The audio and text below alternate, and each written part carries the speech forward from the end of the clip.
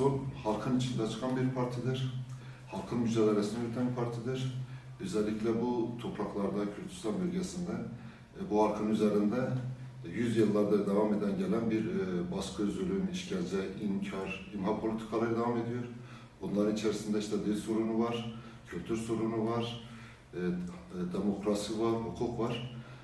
Bunların mücadelesini verdiğimiz için biz Yeşil Sol Parti'de bu mücadeleyi inşallah sonlandıracağız, taşlandıracağız. Bütün çalışanlarımızla birlikte, bütün örgütlerimizle birlikte mücadeleyi yürüteceğiz ve bunun sonunda da başarı getireceğiz inşallah.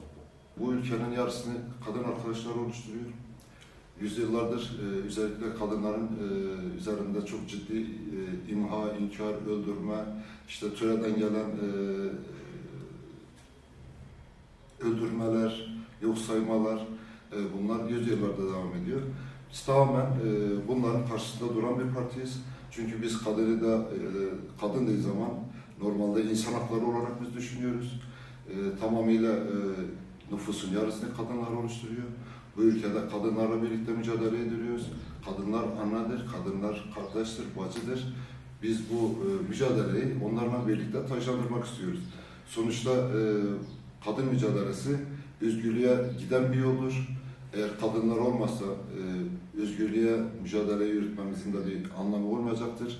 Geçmişte yaşadığımız tecrübeler bunu ortaya koymuştur. İşte Leyla Kasımlara da tutup Leyla Güvenler'e kadar gelen mücadelenin en öncüleri bu kadın arkadaşlardır. Bunlarla birlikte inşallah mücadelemizi omuzlayıp sonuca götüreceğiz. Çalışmalarımız bunun üzerinde olacaktır. Biz halkın içinden gelen bir partiyiz.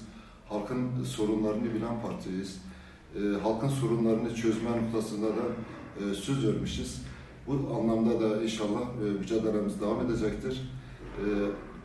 Şu anda alanda çok güzel çalışmalar yapıyoruz. Örgütlerimizle birlikte, bütün il ilçe örgütlerimizle birlikte mücadelemiz devam ediyor, çalışmalarımız devam ediyor.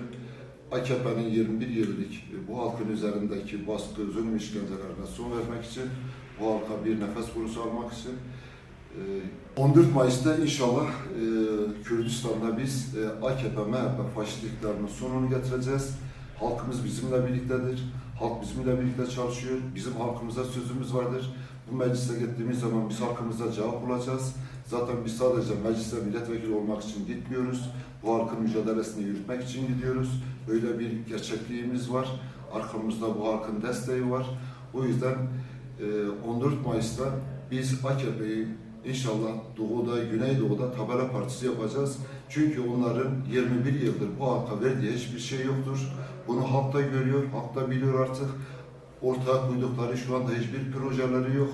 O yüzden halk tamamıyla AK Parti'den kopmuştur.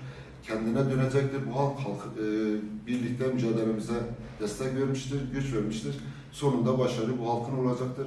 Beraber başaracağız. Özgürlüğü de, demokrasiyi de, hukuku da inşallah bu topraklara beraber getireceğiz. Özgür yarınlar için çocuklarımız bu topraklarda özgürce yaşasın diye bu mücadeleyi sürdüreceğiz inşallah.